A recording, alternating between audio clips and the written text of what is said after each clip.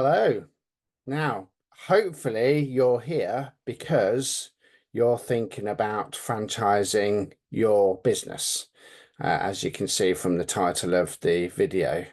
Now, think about if this is you. I might just describe some very typical scenarios or conversations that we've either had or we're just having. So let's just think about this. And I'm thinking off the hoof here. So you're a company in the UK, for the purpose of this video anyway. You're certainly a few years established, and things are going really well, and they're probably going well because to a degree you've documented what you've done in the business, and by that I mean that you've decided that from the outset you want your business to be repeatable and scalable. Now, what does that really look like? Well, possibly it means that you've brought staff in to do some of the things that you could do. It's just that that the business can't grow with you, solely with you. There are exceptions to that, of course, but let's just imagine that scenario for a minute. So you've now got a business that is, again, using those words, repeatable and scalable. It's documented to a degree, and it's now being operated not always with you. So it can operate without you sometime, I would think, because not many businesses are actually hands off completely. So you've got people doing the things that you could do, they're doing it for you, and it has no detrimental impact on the business. In addition to all of this, business is thriving, it's becoming established, and we're looking profitable on paper, although you're probably reinvesting that profit back into the business to grow further. So that's not an unusual conversation at all. And you might have some advertising or marketing knowledge or know-how that's generating additional inquiries into the business. Now, this is a key point because if you're lucky enough to do that, whether it's websites, referrals, social media, LinkedIn, YouTube videos, probably like you're watching right now, then you're already a step ahead, aren't you? Because we know that new business is the lifeblood of any business, and growth can come from, of course, new business. It can come from looking after your existing customers or clients, depending on which sector you're in, depends on the wording that you use.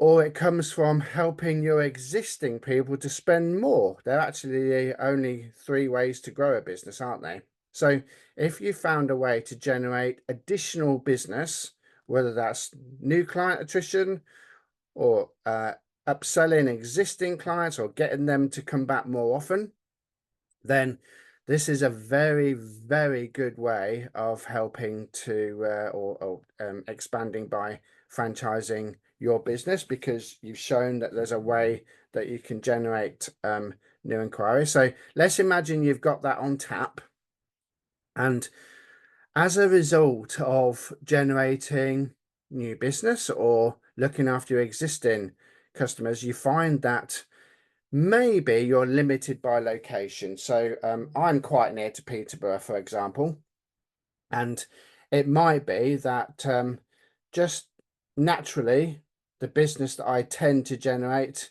if I was looking to franchise my business, might be in and around Peterborough, or certainly my target might be in and around Peterborough. But actually you're finding that in the process of being so good at lead generation, you're maybe getting inquiries from perhaps Cambridge, if that's outside of your natural territory. You might be getting them from, just thinking, Milton Keynes. You might be getting them from Hertfordshire, from Essex, London, perhaps even Scotland, perhaps even internationally, but let's just talk about domestically for a moment. Now, if you're in a position where you're well documented, you've become established, you've got the knowledge and know-how on your business, you can literally look somebody in the eye and tell them everything there is to know, and you've got a desire to train somebody else on how to run your business, not as an employee, then especially if you're generating inquiries from outside of your natural business zone, or we'll call it a territory for franchising purposes, actually, then these are very, very good reasons why you ought to consider franchising your business. Now, you might think that franchising is reserved for the big players in the world. You know, you've got lots of food and beverage franchises, very, very well known. But it's fair to say that a franchise can literally be a man and a woman in a van that's grown their own business, and they're limited by location. And they've decided that a growth strategy, just one growth strategy, is via franchising.